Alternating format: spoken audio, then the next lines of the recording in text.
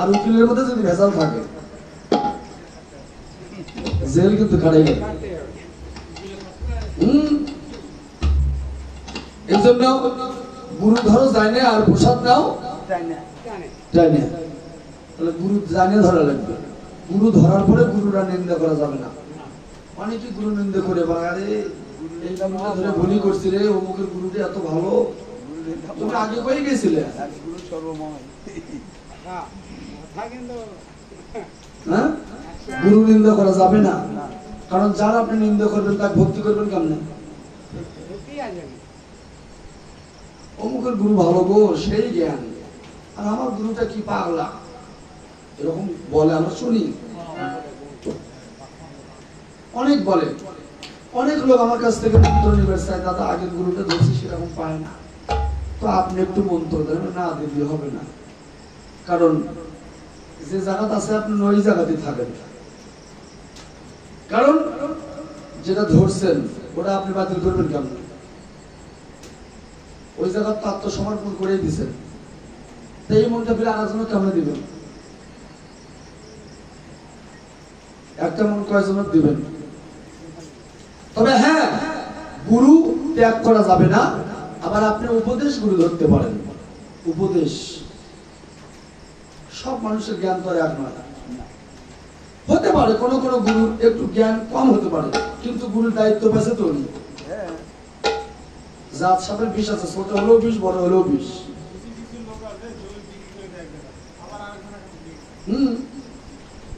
এটাই তো, উনি হয়তো একটু কম বোঝে, কিন্তু দায়িত্ব পাচ্ছে তো, পাওয়ার আছে। দায়িত্ব মানে পাওয়ার। দেখবেন বড় বড় অফিসার কিন্তু ছোট ছোট খাটো খাটো, কিন্তু পাওয়ার আছে, ছোট হলেও পাওয়ার আছে।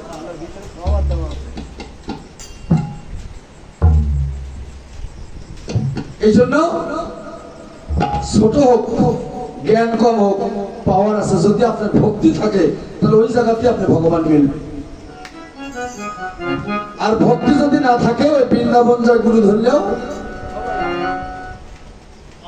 এখনকার মানুষের গুরু ওই দিকে মিলিচ্ছে না, মিলিয়ে এখন ভারতে মায়াপুর ওই দিকে যায় মন্ত্র নিচ্ছে। ওই মন্ত্র নিয়ে আসলো আর জীবনে দেখা নাই, কিছু পালেন। আর এই জায়গাতে যদি একটা ভ্যাঙালাও গুরু হয়, তার সাথে ঘন ঘন দেখা করবেন, ঘন ঘন কিছু পাবেন। আর ওই বৃন্দাবন যায় বিশাল গুরু ধরে আপনি কি পাবেন? ওই মন্ত্র নিয়ে আসলেন আর জীবনে দেখা হলো না, ওনার চেহারাটাই আপনার মনে নাই। তো পাড়ের ঘাটে যায় যখন আপনার গুরু এসে সামনে দাঁড়িয়ে থাকবে, আপনি চিনবেন কেমনে? চেহারাটাই তো মনে নেই, নাম দিয়ে কাজ হবে না।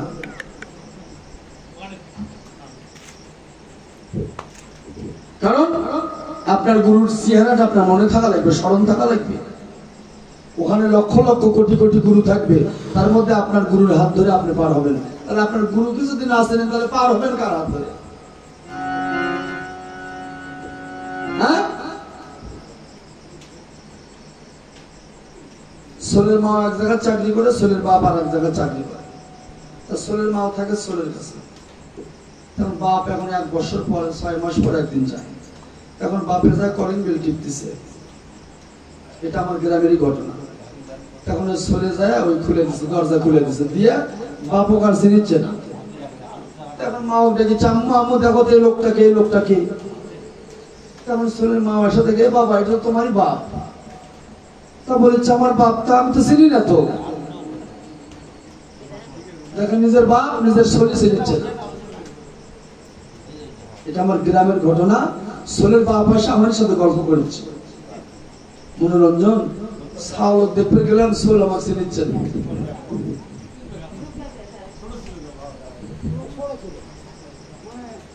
এই জন্য দাদা গুরুর সাথে ঘন ঘন দেখা করা লাগবে, এটাই বাঁচার পথ, তাছাড়া বাঁচার কোনো পথ নেই। যতক্ষণ পর্যন্ত গুরুর কাছে আপনি আত্মসমর্পণ না করছেন, যতক্ষণ পর্যন্ত গুরুর সাথে ঘন ঘন দেখা না করছেন, গুরু রেফারেন্স না পাচ্ছেন, ততক্ষণ আপনার ভয় আছে। এই জন্য কলিযুগ চলে যান গুরুর কাছে, যায় গুরুর সেবা করেন, একজন বৈষ্ণবের সেবা করেন, যার মাফ করার ক্ষমতা আছে তার সেবা করেন। হ্যাঁ, সবার কিন্তু ওই পারের মানুষ সবাই নয়, ওই পারের মানুষ আর এই পারের মানুষ, এটাকে আপনাকে বুঝতে হবে। আসলে আমি যে এই মানুষটাকে আত্মসমর্পণ করব, এই মানুষটা ওই দেশের না এই দেশের।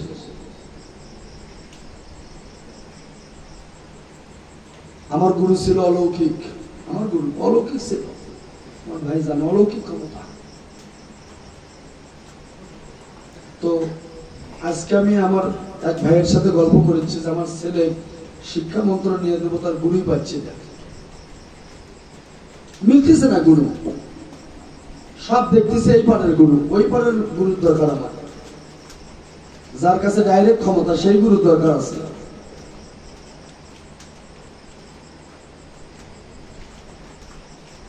ছেলে শিক্ষা মন্ত্র নিয়ে দেবো, সেই গুরুই পাচ্ছি না। গুরু তো মেলা, হাজার হাজার গুরু আমার চোখের সামনে ঘুরছে, তো আমার যে গুরু ছিল সেই মাপের গুরু আর পাচ্ছি না। কারণ যার কথা ওখানে খাটবে,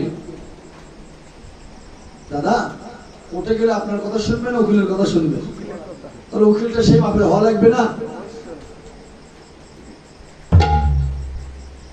ম্যাজিস্ট্রেটের সামনে আপনি যখন দাঁড়াবেন, আপনার সেই ভাষাই জানা নাই, হ্যাঁ, তারা উকিল হবেন আপনি কেমন? তারা ম্যাজিস্ট্রেট তো ল পাস, তার সাথে কথা বলতে গেলে আপনার সেই শিক্ষিত হওয়া লাগবে না? তো যে সেরকম কথা ওই জায়গায় থাকবে, সেই সাধন সিদ্ধি লোক হওয়া লাগবে, তারপর শেখা।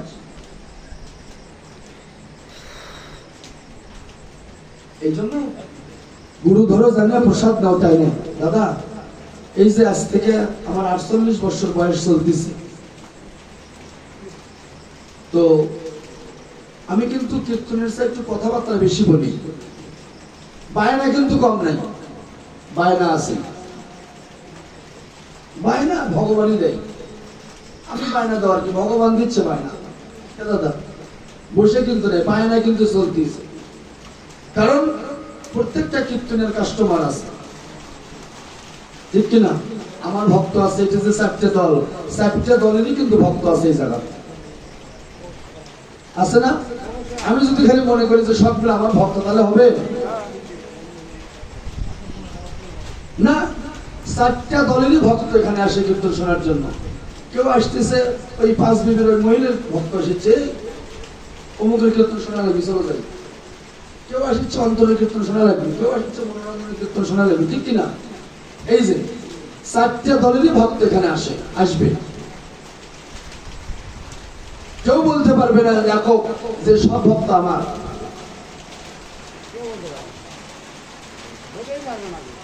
দাদা।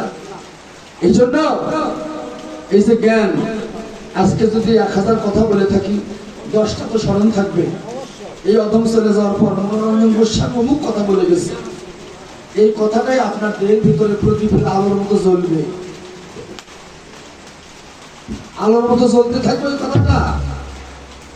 এই কথাটা একদিন আপনার স্মরণ হবে, মনোরঞ্জন গোস্বামী অমুক জায়গাতে এই কথাটা বলছিল রে, আসলে কথাটা সত্য।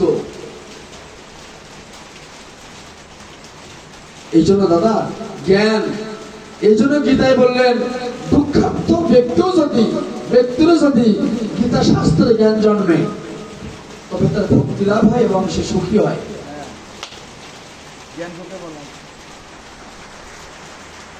গীতা শাস্ত্রে যদি কারো কি দুঃখার্থ ব্যক্তি, দুঃখার্থ ব্যক্তিরও যদি গীতা শাস্ত্রে জ্ঞান জন্মে, হ্যাঁ, গীতা শাস্ত্রে যার জ্ঞান জন্মে, কি বললেন, তার কি হয়? সে সুখী হয় এবং তার ভক্তির উদয় হয়। এই জন্য গীতা সঙ্গ করেন। আজকে মা, এই যে মায়ের মন্দির, মা কিন্তু আছে, আমরা দেখতে পাচ্ছি না, মা সব শুনতেছে না, সব শুনতেছে, আমরা কিন্তু দেখতে পাচ্ছি না, তিনি কিন্তু সব দেখতেছে, সব শুনতেছে।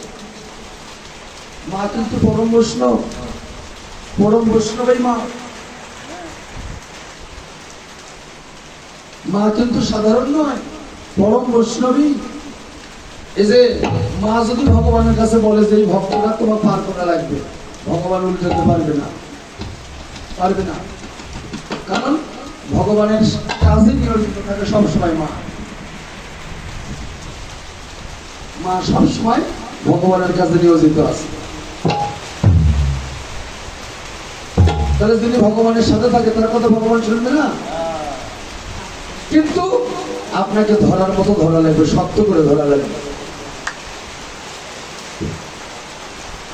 তাই বলছে ধরো চরণ ছেড়ো না, নিজেই কাউকে ছেড়ে যাবে না।